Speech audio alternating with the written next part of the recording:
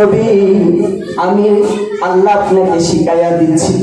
আল্লাহ নিজে বলতেছে, কুল্লা আসআলুকুম আলাইহি আজরান ইল্লাল মাওয়াদ্দাতা ফিল কুরবা।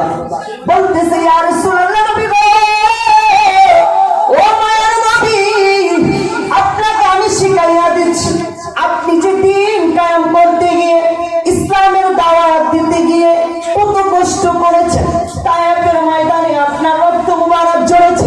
শুধু তাই নয় ইয়া রাসূলুল্লাহ, নবী গো, আপনি যখন দিয়ে দাওয়াত দিতে গেলেন, কত কাফের বেঈমানরা আপনাকে নিয়ে ঠাট্টা করেছে, কিন্তু আপনি নবী হকের দাওয়াত ভুলেন নাই। হকের দাওয়াত দিয়ে ইসলামকে বিজয় করেছেন, ইসলামকে জয় করেছেন। ইয়া রাসূলুল্লাহ, নবী গো, এর বিনিময়ে আপনি নবী কোনো কিছু চান নাই। আমি আল্লাহ আপনাকে শিখাইয়া দিচ্ছি, একটা জিনিস আপনার উম্মতের কাছে চান। সুবহানাল্লাহ। আল্লাহ বলতেছে একটা জিনিস আপনার উম্মতের কাছে চান। আল্লাহ গো, কি চাবো সেটাও আল্লাহ শিখাইয়া দিচ্ছেন। আল্লাহ বলতেছেন, রাসূলুল্লাহ হাবিবুল্লাহ রাহমাতুল লিল আলামিন নবী, আপনি নিচে বলেন, কুল্লা আসআলুকুম আলাইহি আজরান ইল্লাল মাওয়াদ্দাতা ফিল কুরবা।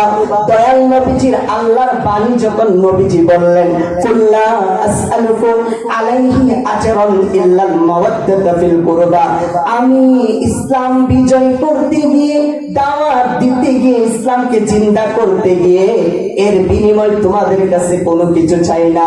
ইল্লা মাওয়াদ্দাতা ফিল কুরবা, এর বিনিময় একটা জিনিসই চাই, আমার আহলে বাইতের ভালোবাসা। সুবহানাল্লাহ। আব্দুল্লাহ ইবনে আব্বাস রাদিয়াল্লাহু তাআলা আনহু বলতেছে, ইয়া রাসূলুল্লাহ, নয়া নবী গো, আহলে বাইতের ভালোবাসা আল্লাহ বলেছে, আল্লাহ কোরআনে আয়াত নাযিল করেছে, আমাদের সকলের উপরে ওয়াজিব হয়ে গেছে। এই আহলে বাইত কারা, কাদেরকে আমরা ভালোবাসবো যদি একটু বলে দিতেন। মায়ার নবী বলতেছে, হযরত আলী, মা ফাতেমা, হাসান এবং হুসাইন, তারাই হইল আহলে বায়াত। সুবহানাল্লাহ। মায়ার নবী একদিন এই আহলে বায়াত রাদিয়াল্লাহু তাআলা আনহুমাদেরকে নিয়ে, মায়ার নবী একদিন চাদর মুবারকে ভিতরে তাদেরকে ঢুকাইলেন, আল্লাহর কাছে দোয়া করলেন, আল্লাহ, আল্লাহুম্মা হাউলাই হাদিহি আহলাল বাইত, আল্লাহ গো, এরা আমার আহলে বায়াত, এদেরকে তুমি পবিত্র করে দাও।